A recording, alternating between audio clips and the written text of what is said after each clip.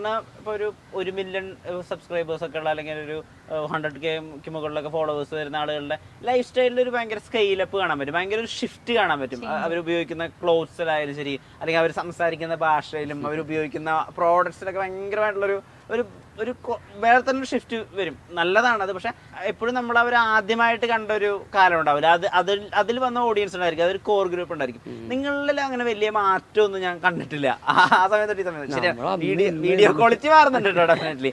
അതല്ലാതെ വേറൊന്നും അങ്ങനെ കാര്യമായിട്ട് മാറ്റം കണ്ടിട്ടില്ല. അത് ബോധപൂർവ്വം ചെയ്യുന്നതാണ് ഓഡിയൻസിനകത്ത്. ഇങ്ങനെയാണ് ഞങ്ങള് അന്നോട്ട് ഇന്ന് വരെ എന്നും ഇങ്ങനെ തന്നെയായിരിക്കും. പക്ഷെ നമ്മള് ചേഞ്ച് വരുത്താന്ന് പറഞ്ഞു കഴിഞ്ഞാൽ ലൈഫ് സ്റ്റൈല് ചേഞ്ച് വരുമ്പോ സാധാരണ സംഭവിച്ചു പോകുന്ന കാര്യങ്ങൾ തന്നെ. നമ്മളിപ്പോ ഞങ്ങൾ ആദ്യം കണ്ടിരുന്ന ഡ്രസ്സിങ് സ്റ്റൈൽ ആവില്ല ഇപ്പൊ കാണുന്നത്.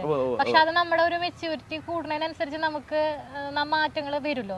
അല്ലാതെ നമ്മൾ പേർപ്പസ്ഫുള്ളി ഒന്നും ചെയ്യും. ഇപ്പൊ നമുക്ക് എങ്ങനെയാന്നുള്ളതല്ലേ ഇപ്പൊ വീട്ടിൽ നിൽക്കുന്ന കോലത്തില് ഞങ്ങളുടെ വീഡിയോസില്, ഞാൻ വീട്ടിൽ നിൽക്കുന്ന കോലത്തില് ഞങ്ങൾ വീഡിയോസ് എടുക്കും അങ്ങനെ. അപ്പൊ നമുക്ക് അല്ലാതെ ഞാൻ വീട്ടില് മറ്റേ നൈറ്റ് ഡ്രസ്സ് മാത്രം ഇങ്ങനെ ഇട്ട് മുടിയൊക്കെ കെട്ടി ലിപ്സ്റ്റിക് ഒക്കെ ഇട്ടിട്ട് ഞങ്ങളുടെ വീഡിയോസിൽ അത് പൊതുവെ കുറവായിരിക്കും. അപ്പൊ ഞങ്ങളുടെ റിയലിസ്റ്റിക് വീഡിയോസ് ആയതുകൊണ്ട് തന്നെ അങ്ങനെ കാണുന്നതാണ് ഞങ്ങൾ ഇഷ്ടപ്പെടുന്നത്. നമ്മളിപ്പോ നോർമലി ഒരു വീഡിയോ ചെയ്യുമ്പോൾ മേക്കപ്പ് ഒക്കെ ചെയ്ത് തന്നു കഴിഞ്ഞാൽ ആ വീഡിയോക്ക് നമ്മൾ പ്രതീക്ഷിച്ച ഒരു ലൈഫ് ഉണ്ടാവില്ല ഒരു വീഡിയോക്ക്. ആ ലൈഫ് കിട്ടണമെന്നുണ്ടെങ്കിൽ നമ്മൾ നോർമൽ എങ്ങനെയാണോ അങ്ങനെ വന്ന് പ്രസന്റ് ചെയ്താലാണ് ആ ലൈഫ് കിട്ടുള്ളൂ. നമ്മുടെ വ്ളോഗ് ആയാലൊക്കെ തന്നെ ഈ നോർമൽ സ്റ്റൈലാണ്. ഇനി ഇതിന് മാറും. നമ്മള് കണ്ടന്റ് എടുക്കുകയാണെങ്കിലും നമ്മള് പലരുടെയും ലൈഫിൽ നിന്ന് നമുക്ക് കിട്ടുന്ന അനുഭവങ്ങളും പലരും സംസാരിക്കുമ്പോൾ കിട്ടുന്ന ചെറിയ ചെറിയ കണ്ടന്റുകൾ, കോമഡി ചെയ്യുകയാണെങ്കിലും ഇപ്പോൾ ഇമോഷണൽ ചെയ്യുകയാണെങ്കിലും അത് പലരുടെയും ജീവിതത്തിൽ നടത്തിയെടുത്ത ഇടകൾ പോലെയാണ് നമ്മൾ ചെയ്യുക. അപ്പോൾ അത് ഭയങ്കര നാച്ചുറലായിട്ട് ചെയ്യണമെങ്കിൽ അവരായിട്ട് നമ്മൾ ചെയ്യണം. അങ്ങനെയാണ് ഇപ്പൊ നമ്മളായിട്ട് നിൽക്കണം. വേറെ ആളായിട്ട് ചിന്തിച്ചിട്ട് ഇപ്പൊ നമ്മുടെ ചുറ്റുമുള്ള ആൾക്കാരില്ല, ഞങ്ങൾ അങ്ങനെയാ കാണുള്ളൂ. നമ്മുടെ ഫോളോവേഴ്സ് എന്ന് പറഞ്ഞു കഴിഞ്ഞാൽ നമ്മുടെ ചുറ്റുമുള്ള നമ്മൾ അറിയുന്ന ആളുകള്. ഞങ്ങളിപ്പോ വീഡിയോയുടെ മുന്നിൽ മാത്രം ഭയങ്കര ഹൈ ലൈഫ് അല്ലെങ്കിൽ ഭയങ്കര പോഷ് ലൈഫ് കാണിച്ചു കഴിഞ്ഞാൽ നമ്മുടെ ചുറ്റുള്ള അവിടെ അങ്ങനെ നടക്കണ്ട, വീഡിയോയുടെ മുന്നിൽ എന്താ പത്രാസ് എന്നല്ലേ പറയുള്ളൂ. അങ്ങനെ പറയിപ്പിക്കേണ്ട ആവശ്യമില്ലല്ലോ. അമ്മേനെ ഉൾക്കൊള്ളിച്ചത് ഏത് ഘട്ടം മുതലാ? അമ്മയും നന്നായിട്ട് പെർഫോം ഒക്കെ ചെയ്യാറില്ല. പ്രത്യേകിച്ച് കുട്ടികളുടെ ഒരു വീഡിയോ ഉണ്ടായിരുന്നല്ലോ, അതായത് ഇനി ഒരു കുട്ടിക്ക് വേണ്ടി ശ്രമിക്കുന്ന പോലത്തെ ഒരു വീഡിയോ. അല്ല, അമ്മയുടെ ഒരു എക്സ്പ്രഷനിലാണല്ലോ ആ റീൽ അവസാനിക്കുന്നത്. ഒരു രസമുള്ള ഒരു റീലാണത്. അപ്പൊ അത് അമ്മേനെ ഏത് ഘട്ടത്തിലാ ഉൾപ്പെടുത്താം എന്നൊക്കെ തോന്നിയത്? അമ്മയ്ക്ക് ഭയങ്കര ഇഷ്ടമാണ് വീഡിയോ എടുക്കാനൊക്കെ ആയിട്ട്. അമ്മ പണ്ട് തൊട്ട് അച്ഛൻ ഒരു ഓണക്കളി ആശാനായിരുന്നു. അപ്പൊ ഓണക്കളി പഠിപ്പിക്കാൻ പോയിട്ടാണ് അമ്മയായിട്ട് ഇഷ്ടത്തിലാവണതും അമ്മ കല്യാണം കഴിക്കണം. അപ്പൊ അങ്ങനെയാണ് അമ്മ കല്യാണം കഴിക്കണത്. അന്ന് തൊട്ട് അമ്മ ഓണക്കളിയും കാര്യങ്ങളൊക്കെ അച്ഛനും കളിക്കും, അമ്മയും കളിക്കായിരുന്നു. അപ്പൊ അമ്മയ്ക്ക് ഈ കാര്യങ്ങളൊക്കെ ഭയങ്കര ഇഷ്ടമാണ്. അപ്പൊ അങ്ങനെ വീഡിയോ എടുക്കുന്ന കാര്യം പറഞ്ഞു അമ്മ. ആദ്യമൊക്കെ ആൾക്കൊരു മടി ഉണ്ടായിരുന്നു. പിന്നെ ക്യാമറയുടെ ഫ്രണ്ടിൽ വന്നാലും ആൾക്ക് പെട്ടെന്ന് കണ്ണ് നിറയും. അങ്ങനത്തെ പ്രശ്നമുണ്ട്. സംസാരിക്കും പെട്ടെന്ന് കണ്ണ് നിറയും. അങ്ങനത്തെ പ്രശ്നമൊക്കെ ഉണ്ട്. പിന്നെ ഇപ്പൊ അതൊക്കെ മാറി, ആൾക്ക് ഇഷ്ടമാണല്ലോ. അപ്പൊ ആള് വന്ന് വീഡിയോ ചെയ്യുമ്പോൾ ആൾക്ക് പിന്നെ അതൊക്കെ മാറി ഇപ്പൊ ഭയങ്കര ആക്റ്റീവാണ്. ഇപ്പൊ അമ്മ പണിയണോടത്തൊക്കെ പോയി കഴിഞ്ഞാൽ ശാരദേ വീഡിയോയില് കണ്ടല്ലോ തകർത്തുല്ലോ എന്നൊക്കെ കേൾക്കുമ്പോ അമ്മയ്ക്ക് സന്തോഷാ. പുറമെയുള്ള കൂട്ടുകാരൊക്കെ ശാരദ അടിപൊളിയായിട്ടാ വീഡിയോ ചെയ്തിട്ടെന്നൊക്കെ പറഞ്ഞ് കേൾക്കാൻ അമ്മയ്ക്ക് ഇഷ്ടാ. അപ്പൊ അമ്മ വീഡിയോസ് ഒക്കെ പെടുത്ത വരും. മറ്റേതൊരു ഒരു ചമ്മലൊക്കെ ഉണ്ടായിരുന്നു, ഇപ്പൊ ചമ്മലൊന്നുമില്ല.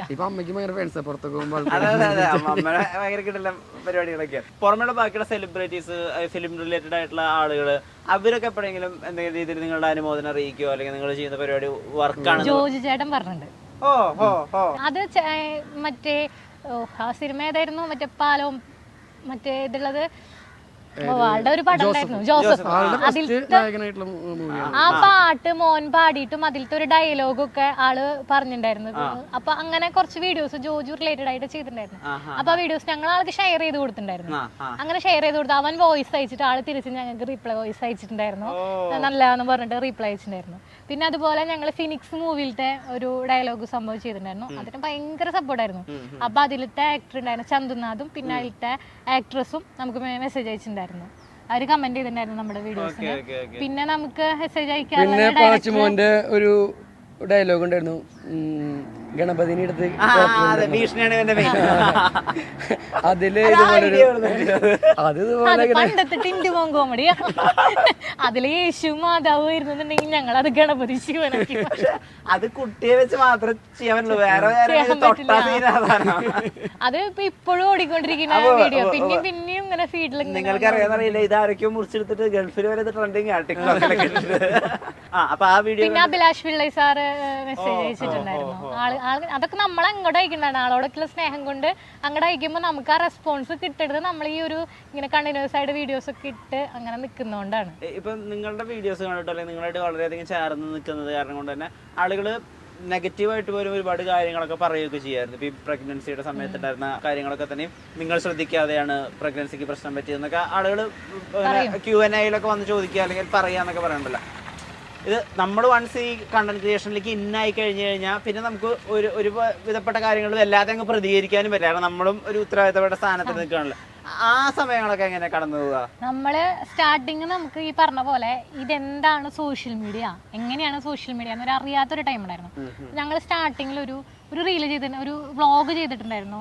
ഈ അന്നൊക്കെ ഈ പ്രാങ്ക് ഭയങ്കര ട്രെൻഡിങ് ആയിരുന്ന ടൈമിലാണ് ഞങ്ങൾ ഈ പ്രഗ്നൻസി പ്രാങ്ക് നമ്മളൊരു സംഭവം ചെയ്തിട്ടുണ്ടായിരുന്നു. അതാണ് ഞങ്ങൾ ആക്ച്വലി ഞങ്ങൾ സ്ക്രിപ്റ്റഡ് ആയിട്ടാണ് ആ സംഭവം ചെയ്തത്. ഇങ്ങനെയാണ് എന്നുള്ളത് നമ്മൾ സ്ക്രിപ്റ്റ് ആക്കി ചെയ്തൊരു സംഭവമായിരുന്നു അത്. പക്ഷെ നമ്മളത് ഇട്ട് കഴിഞ്ഞ് അതിന്റെ റെസ്പോൺസ് ഭയങ്കര റീച്ച് കയറി വീഡിയോക്ക്. പക്ഷെ അതിന്റെ റെസ്പോൺസ് വന്നത് നെഗറ്റീവ് ആയിട്ടായിരുന്നു. അവരുടെ കമന്റുകൾ, ഇപ്പൊ കുട്ടികളില്ലാത്ത ആളുകളുടെ കമന്റ്സ്, ഇപ്പൊ ചേട്ടന്റെ ഒരു ഫ്രണ്ട് എന്നെ വിളിച്ച് പറഞ്ഞു കണ്ടെടുത്ത്, ഞാൻ നിന്റെ വീഡിയോസ് സ്ഥിരം കാണുന്നത്, ഈ ഒരൊറ്റ വീഡിയോ ആണ് ഞാൻ നിന്നെ അൺസബ്സ്ക്രൈബ് ചെയ്തത്. അങ്ങനെ അത് പറഞ്ഞപ്പോഴാണ് നമ്മൾ അതിനെ കുറിച്ച് ഞങ്ങൾ അപ്പൊ തന്നെ വീഡിയോ ഒരു 2-3 ദിവസത്തിനുള്ളിൽ ഞങ്ങൾ അതിന് കുറെ റിയാക്ഷൻസ് ഒക്കെ വന്നു ഈ ട്രോള് രീതിയിൽ. അപ്പൊ ഞങ്ങൾ അപ്പൊ തന്നെ വീഡിയോ പ്രൈവറ്റ് ആക്കി. എന്നിട്ട് ഞങ്ങൾ അതിനൊരു വീഡിയോ ഇട്ടു. ഞങ്ങൾക്ക് അറിയാണ്ട് ചെയ്തതാണ്. പിന്നീട് ഞങ്ങൾ അങ്ങനെ, അതായത് നമ്മൾ മറ്റുള്ളവരെ കബളിപ്പിക്കുന്ന തരത്തിലുള്ള റീലുകളൊന്നും ചെയ്തിട്ടില്ല. പിന്നെയാണ് ഞാൻ ഈ പ്രഗ്നന്റ് ആയതും എനിക്ക് ഇങ്ങനെ അബോർഷൻ ആയപ്പോഴും അതിനെ കണക്ട് ചെയ്തിട്ടും പണ്ടത്തെ നമ്മുടെ കയ്യിൽ നിന്ന് തെറ്റിപ്പോയി സോഷ്യൽ മീഡിയ എന്ന് പറയുന്നത് അങ്ങനെയാണല്ലോ. അതിൽ അവിടെ എടുക്കുക സാധനം മാച്ച് കളയാൻ ഈ റേസിംഗ് ബട്ടൺ എന്ന് പറഞ്ഞൊരു ബട്ടൺ അതിലില്ല. അപ്പൊ അതവിടെ എടുക്കുന്ന അതിനെ കണക്ട് ചെയ്തിട്ട് ഇങ്ങനെ ആളുകൾ അതുകൊണ്ട് അങ്ങനെ ചെയ്തില്ലേ, അതിന്റെയൊക്കെ ബലമാണ് ഇപ്പൊ അനുഭവിക്കണേന്ന് വരെ നമുക്ക് കമന്റുകൾ വന്നിട്ടുണ്ടായിരുന്നു. അപ്പൊ ഭയങ്കര സങ്കടമായിരുന്നു. ഞങ്ങൾ അതിനെ കണക്ട് ചെയ്തിട്ട് റീല് ചെയ്തിട്ടുണ്ടായിരുന്നു. നമ്മുടെ ലൈഫിലെല്ലാം നമ്മൾ കണ്ട ചെറിയ ചെറിയ കണ്ടന്റുകളാക്കും. അതിൽ ആൾക്കാർക്ക് മനസ്സിലായി സംഭവമൊക്കെ. കുറെ പേര് മെസ്സേജ് അയക്കാറുണ്ട് നേരിട്ട് കാണുമ്പോഴായാലും. ഈ സ്ക്രിപ്റ്റുകളൊക്കെ എഴുതുന്ന ഇദ്ദേഹമാണോ? നല്ല ഭാഷ.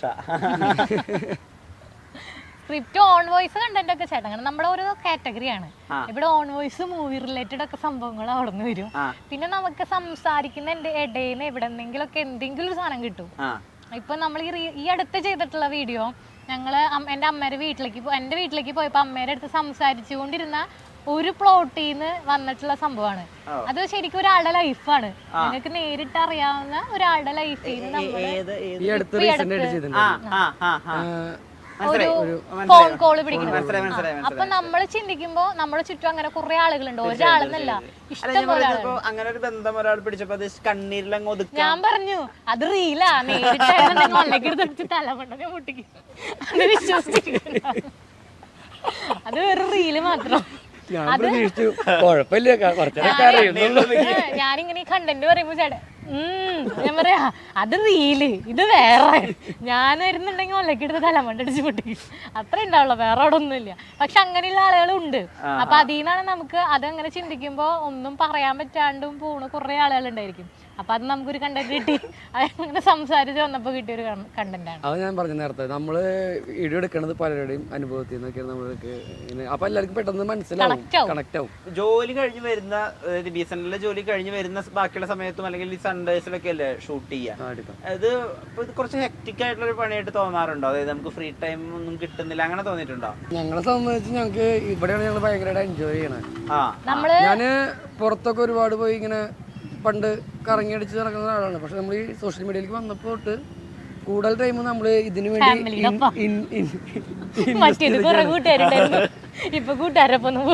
അല്ല പോവില്ല വെച്ച് കഴിഞ്ഞാൽ പോവും. കൂടുതലും എനിക്ക് അഭിനയം എന്ന് പറഞ്ഞാൽ ഭയങ്കര ഇഷ്ടമുള്ളൊരു കാര്യമാണ്. സിനിമയ്ക്ക് വേണ്ടി ട്രൈ ചെയ്യാറുണ്ട്. ഇതുവരെ ഒന്നും കിട്ടിയിട്ടില്ല, എപ്പോഴെങ്കിലും കിട്ടും ട്രൈ ചെയ്യാറുണ്ട്. അപ്പോൾ എനിക്ക് അതിലേക്ക് എത്തിപ്പെടണമെങ്കിൽ നമ്മൾ ഒരുപാട് പണിയെടുക്കണം. നമ്മളൊന്നും ചെയ്യേണ്ടത് നമ്മൾ എവിടെ എത്തില്ല, ഇവിടെ എടുക്കണം. അപ്പം നമ്മൾ ട്രൈ ചെയ്തുകൊണ്ടിരിക്കുന്നു. കുറേ നാൾ പണിയെടുക്കുമ്പോൾ ഭഗവാൻ കാണും. അവൻ കുറേ നാളെ എടുക്കണം, അവർ ഹെൽപ്പ് കൊടുക്കാൻ എന്നിട്ട് ബാങ്ക് പിടിച്ചുകൊണ്ട് ചിലപ്പോൾ ഒരു ചെറിയൊരു മൂവി ആയിട്ട് കിട്ടിയാൽ മതി. എനിക്ക് അത്ര ആഗ്രഹമുള്ളൂ. മകനൊക്കെ മൂവിയിൽ അഭിനയിച്ചു, തമിഴ് മലയാളം പടത്തിൽ അഭിനയിച്ചിട്ടുണ്ടായിരുന്നു. നമ്മൾ ഇഷ്ടപ്പെട്ട് ചെയ്ത് കഴിഞ്ഞാൽ ഏത് കഷ്ടപ്പാടും നമുക്ക് ഇഷ്ടപ്പെടുന്നു പറയില്ലേ, അതുപോലെയാണ്. കൊള്ളാം കേട്ടോ, ഇടയ്ക്കിടയ്ക്കൊക്കെ വരുള്ളൂ. ഇന്നെന്താ പറ്റുന്ന കൊറേ പഞ്ചഡയലോഗുകൾ പറയുന്നുണ്ട്. ഒക്കെ ഞാൻ മുന്നേ പ്രിപ്പയർ ചെയ്തതാ. എന്നോട് പറഞ്ഞിട്ടുണ്ട് ഇന്നത്തെ നമ്മുടെ ഇന്റർവ്യൂ നമുക്ക് വയറിലാക്കണമെന്ന്. നീ എല്ലാം പ്ലാൻ ചെയ്തിട്ടുണ്ട്. എത് പണ്ണാലും പ്ലാൻ പണിതാ പണ്ണണം. ഒന്നിട്ട് പറഞ്ഞു ഇഷ്ടപ്പെട്ട് കഷ്ടപ്പെട്ട്. അല്ല ഇഷ്ടപ്പെട്ടു അല്ല കഷ്ടപ്പാട് ഇഷ്ടപ്പെട്ട് കഴിഞ്ഞാൽ പിന്നെ നമുക്ക് ആ കഷ്ടപ്പാട് ഇഷ്ടപ്പെട്ട് നമ്മൾ ചെയ്യും. അതല്ലായിരുന്നു അത് പഞ്ചായത്ത് ഒറ്റ വട്ടക്ക്. അപ്പൊ നമ്മളത് കാരണം കൊണ്ട് നമ്മൾ ഇഷ്ടപ്പെട്ട ഒരു കാര്യം ചെയ്യണോണ്ട് ഇതാണ് നമ്മുടെ ആ ഒരു പ്ലഷർ ടൈം. പക്ഷെ അത് കൂടാണ്ട് നമുക്ക് ഇഷ്ടം പോലെ നമ്മുടെ ഫാമിലിയുടെ ഒപ്പം സ്പെൻഡ് ചെയ്യാൻ ടൈമുണ്ട്. നമ്മളെ കിടന്ന് ഈ വീഡിയോസ് ചെയ്ത് കഴിഞ്ഞിട്ടായാലും പിന്നെയും നമ്മുടെ അമ്മോനും അമ്മയും ഒക്കെ ഉള്ള ടൈം ഉണ്ടാവും. പിന്നെ നമ്മൾ ചിലപ്പോൾ ഞായറാഴ്ച ദിവസം എന്നൊക്കെ പറഞ്ഞാൽ കുറെ എടുത്തു വെക്കും. അപ്പൊ നമ്മൾ ബാക്കി നമുക്ക് ഇടയ്ക്കൊക്കെ ഓരോന്നൊക്കെ ഇട്ട് കൊടുത്താൽ മതി. പണ്ടൊക്കെ ഡെയിലി ഇടായിരുന്നു വീഡിയോസ്. ഇപ്പൊ ഇൻസ്റ്റയിലൊക്കെ 1-2 ദിവസം കൂടുമ്പോൾ ഇടുള്ളൂ. യൂട്യൂബ് ഫേസ്ബുക്ക് നമ്മൾ ഡെയിലി എന്തെങ്കിലുമൊക്കെ അത് വോയിസ് ഓവർ ചെയ്യാവുള്ളൂ കൂടുതലും. അപ്പൊ നമ്മൾ എവിടേക്കെങ്കിലും പോകുന്നത് അല്ലെങ്കിൽ ഫുഡ് അങ്ങനത്തെ ഒക്കെ എടുത്തിട്ട് വീട്ടിലത്തെ കാര്യങ്ങൾ അതിൽ എടുത്തിട്ട് ചെറിയൊരു വോയിസ് ഓവർ കൊടുക്കും. ഈ വളരെ ചെറുപ്പത്തിലെ കല്യാണം കഴിച്ചത് ഒരു എടുത്തുചാട്ടായിരുന്നു. അല്ല അത് ഞാൻ ഇപ്പൊ അങ്ങനെയല്ല, ഇവള് പ്ലാൻ പണിയിട്ടാണ് ഇവിടേക്ക് വന്നതെന്ന് പറഞ്ഞില്ല നേരത്തെ ഇന്റർവ്യൂ വൈറലാക്കുന്നത്. അതുപോലെയാണ് ഞാൻ പ്ലാൻ പണിയിട്ടാണ് ഞാൻ കല്യാണം കഴിച്ചത്. കാരണം എനിക്ക് എത്ര വയസ്സാ? എനിക്ക് 24 23 ഇത്രയുണ്ടായിരുന്നു. 23 തോന്നുന്നു. പ്രായം എനിക്ക് പറയണത് ഇഷ്ടമല്ല. അപ്പോൾ പറഞ്ഞെന്താ വെച്ച് കഴിഞ്ഞാൽ എന്ത് ചെയ്താലും പ്ലാൻ പണി പണണം. നമുക്ക് പ്രായമാകുമ്പോഴേക്കും നമ്മുടെ മോൻ വലുതായി നമുക്ക് കഞ്ഞിയാൻ തരണം. അല്ലെങ്കിൽ നമുക്ക് വയസ്സാകാലത്ത് പണിയെടുക്കാൻ പറ്റില്ല. അതാണ് ഞാൻ മുൻകൂട്ടി ഇവിടെ പറഞ്ഞു അത് തന്നെയാണ്. നമുക്ക് കല്യാണം കഴിച്ച വഴിക്ക് വേഗം പിള്ളേർ വേണം എന്ന് വെച്ച് കഴിഞ്ഞാൽ എനിക്ക് വയസ്സാകുമ്പോൾ പണിക്ക് പോകാൻ പറ്റില്ല. അപ്പൊ മോൻ അവനെ കൊണ്ട് പണിയെടുപ്പിക്കണം. അത് അവനോട് ഇപ്പോഴും പറഞ്ഞു കൊടുക്കട്ടെ. ഞാൻ എല്ലാ കാര്യങ്ങളും ചെറുപ്പത്തിലേ പറഞ്ഞു കൊടുക്കും. നിങ്ങളെക്കാളും വളരെ എഫിഷ്യന്റ് ആണ് അവൻ ശരിക്കും. അവന്റെ പ്രായവും അവന്റെ കഴിവുകളൊക്കെ വെച്ച് നോക്കുമ്പോ അവൻ ഭയങ്കര ബ്രില്യന്റാ. ഞങ്ങളൊക്കെ എടുത്തുകൊണ്ട് വിൽക്കും. അല്ല തോന്നിയിട്ടുണ്ടോ അങ്ങനെ ഇല്ലല്ലോ? ഇത് ഭയങ്കര പ്ലാനിൽ നടന്നൊരു കാര്യമായിരുന്നു. പ്ലാനൊന്നല്ലായിരുന്നു, ആക്സിഡന്റലി സംഭവിച്ച സംഭവമായിരുന്നു അത്. ഞങ്ങൾ ഇങ്ങനെയൊന്നല്ലായിരുന്നു. നമ്മുടെ വീട്ടുകാരുടെ 2 വീട്ടുകാരും സമ്മതത്തോടെ ഒക്കെ കഴിക്കണം എന്നൊക്കെയായിരുന്നു ഞങ്ങളുടെ ആഗ്രഹം. പക്ഷെ സാഹചര്യങ്ങളുടെ സമ്മർദ്ദം മൂലം നമുക്ക് കല്യാണം കഴിക്കേണ്ടി വന്നു. പക്ഷെ അത് പിന്നീട് ഒരു ബാധ്യതയായിട്ട് തോന്നിയില്ല. കാരണം അന്ന് ഞങ്ങൾ കല്യാണം കഴിച്ചിട്ടില്ലായിരുന്നെങ്കിൽ ഇപ്പൊ ഞങ്ങൾക്ക് ഇങ്ങനെ കപ്പിൾ വീഡിയോസ് ചെയ്യാൻ പറ്റില്ല. അതുകൊണ്ടാണ് അന്ന് നമുക്ക് ഇങ്ങനെ വീഡിയോസ് ഒക്കെ ചെയ്ത് ഇപ്പൊ കുറെ കൊല്ലമായി. ഇപ്പൊ നമ്മുടെ വീട്ടിൽ നിങ്ങളെ എല്ലാവരുടെയും ഫോണിലെ വീട്ടിലത്തെ ഒരു കുട്ടികളായി മാറി ഞങ്ങള്. ഇപ്പഴാ സ്റ്റാർട്ട് ചെയ്യുന്നുണ്ടെങ്കിൽ ഇപ്പൊ വരുന്ന എത്ര ഫോളോവേഴ്സ് ഉള്ള ആളുകൾക്കും ആ ഒരു റീച്ചും മാത്രല്ല ആളുകളുടെ ഉള്ളിലുള്ള ഒരു സ്നേഹം കിട്ടിയെടുക്കാൻ കുറച്ച് ടൈം എടുക്കും. ഞങ്ങൾ അവര് എത്രയോ കാലങ്ങൾ തൊട്ട് ഇപ്പൊ മോന്റെ ഒക്കെ വളർച്ച അത്രയും കണ്ടുകൊണ്ട് വളരുന്ന കാരണം കൊണ്ട് ആ ഒരു പുതുമ നമ്മളോടൊരു അപരിചിതം ഉണ്ടാവില്ല. നമ്മുടെ വീട്ടിലെ കുട്ടികളിലുള്ള ഒരു മെന്റാലിറ്റി ആയിരിക്കും എല്ലാവർക്കും ഉണ്ടാവുക. നല്ല ഭാഷാശുദ്ധി ഉണ്ട് കേട്ടോ. അപരിചിതമൊക്കെ മുല്ലപ്പൂവും പൊടിയേറ്റ് കൊടുക്കും കല്ലിന് മുണ്ടാ സൗകര്യം. എന്നിട്ട് ഈ മുല്ലപ്പൂമ്പൊടിയൊന്നും വരുന്നില്ല, പൂമ്പൊടികളൊന്നും വരുന്നില്ല. വളരെ ഫൺ ലവിങ് ആയിട്ടുള്ള നിങ്ങളുടെ ഈ ഒരു എന്താ പറയാ ഫ്രണ്ട്ഷിപ്പും ലവും അതൊക്കെ തന്നെയായിരിക്കും നല്ല വീഡിയോസ് ഉണ്ടാക്കാനുള്ള ഒരു പ്രേരക ശക്തി. കിട്ടി. അപ്പൊ ഡെഫിനറ്റ്ലി അത് ഇനിയും കണ്ടിന്യൂ ആവട്ടെ. ക്രോർസ് ഒക്കെ വ്യൂസ് ഉള്ള ഇനിയും ഷോർട്സ് ഉണ്ടാക്കാൻ പറ്റട്ടെ. നിങ്ങളുടെ ഇൻഫ്ലുവൻസർ ലൈഫ് അടിപൊളിയായിട്ട് പോട്ടെ. സിനിമയിൽ ഉടനെ അവസരം ലഭിക്കട്ടെ. നേരത്തെ ഒരുപാട് നന്ദി. നമസ്കാരം.